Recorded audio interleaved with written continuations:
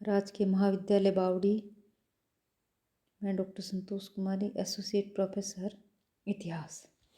विद्यार्थियों, आज हम गुप्त वंश के अंतिम महान शासक स्कंदगुप्त के बारे में अध्ययन करेंगे। कुमार गुप्त प्रथम की मृत्यु के बाद उसका योग्य पुत्र स्कंदगुप्त गद्दी पर बैठा। बौद्ध ग्रंथ आर्य मंजूषी मूल कल्प से इस बात की पुष्टि होती है, परंतु कुछ इतिहासकारों के अनुसार राज्य प्राप्ति के लिए स्कंदगुप्त को संभवतः अपने भाइयों घटोत्कच तथा पुरुगुप्त के साथ उत्तराधिकार संबंधी युद्ध लड़ना पड़ा। कुमारगुप्त प्रथम के शासनकाल के अंतिम वर्षों में स्कंदगुप्त पुष्यमित्र नामक जाति के विद्रोह का दमन करने के लिए गया था, तो उसकी अनुपस्थिति में उसके पिता की मृत्यु हो गई। जब विजयी होकर वह लौटा तो उसे अपने भाइयों से राजगद्दी के लिए युद्ध करना पड़ा। इस उत्तराधिकार युद्ध में स्कंदगुप्त विजयी हुआ और कुमारगुप्त प्रथम का उत्तराधिकारी बना। उसने 455 ईस्वी से 467 ईस्वी तक राज्य किया। उसने भी विक्रमादित्य की उपाधि धारण की। भीतरी स्तंभ लेख से ज्ञात होता है कि स्कंदगुप्त ने एक भीषण युद्ध में हूणों को पराजित किया। हूण मध्य एशिया की एक क्रूर तथा असभ्य जाति थी। उसने संसार के विभिन्न भागों में आक्रमण किए थे। ईरान व रोम ने हूणों के सामने घुटने टेक दिए थे। स्कंदगुप्त के शासनकाल में इस जाति की एक शाखा ने पूरी शक्ति के साथ भारत पर आक्रमण कर दिया।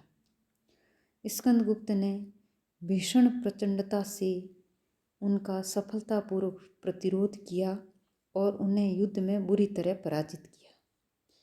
शायद वह यूरोप तथा एशिया का पहला महान योद्धा था जिसने न केवल हूणों को पराजित किया बल्कि उन प्रदेशों पर भी विजय प्राप्त की जो हूणों के अधिकार में थे। स्कंदगुप्त की हूणों पर विजय निश्चय ही उसकी एक महान उपलब्धि थी। इस विजय के उपलक्ष्य में उसने भित्री में भगवान विष्णु की मूर्ति स्थापित करवाई और उस मंदिर के विजय ध्वज स्तंभ पर एक लेख अंकित करवाया। स्कंदगुप्त ने साम्राज्य के आंतरिक विद्रोहों का भी दमन किया। इस प्रकार उसने अपनी वीरता के आधार पर गुप्त साम्राज्य को ज्यों का त्यों बनाए रखा। स्कंदगुप्त के शासनकाल की एक अन्य प्रसिद्ध घटना सुदर्शन झील की मरम्मत थी।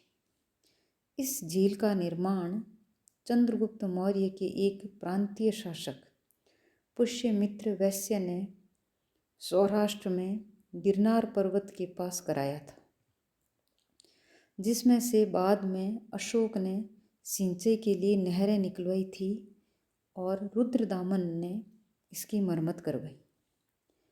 स्कंदगुप्त के समय में अतिवृष्टि से इस झील का बांध पुनः टूट गया, जिससे सौराष्ट्र के लोगों को कष्ट होने लगा।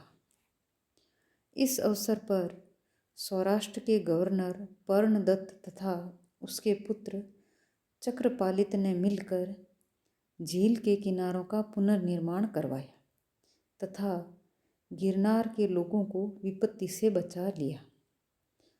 चक्रपालित ने इस झील के बांध पर विष्णु का एक मंदिर भी बनवाया। स्कंदगुप्त अपने पूर्वजों की भांति विष्णु का उपासक था, फिर भी उसने धार्मिक सहनशीलता की नीति जारी रखी। उसके शासनकाल में प्रजा धर्म के मामलों में पूर्ण रूप से स्वतंत्र थी। विष्णु के साथ साथ अन्य देवी देवताओं की पूजा भी प्रचलित थी। कहोम अभिलेख से पता चलता है कि मद्र नामक एक व्यक्ति ने जैन तीर्थंकरों की पत्थर की 5 मूर्तियां स्थापित कराई। इसी प्रकार महात्मा बुद्ध की मूर्तियां भी बनाई गई। उसके काल में ब्राह्मण धर्म के साथ साथ बौद्धों तथा जैनियों को भी पूर्ण धार्मिक स्वतंत्रता प्राप्त थी। स्कंदगुप्त के काल में स्वर्ण सिक्कों का वजन 144 से 146 ग्रेन तक हो गया।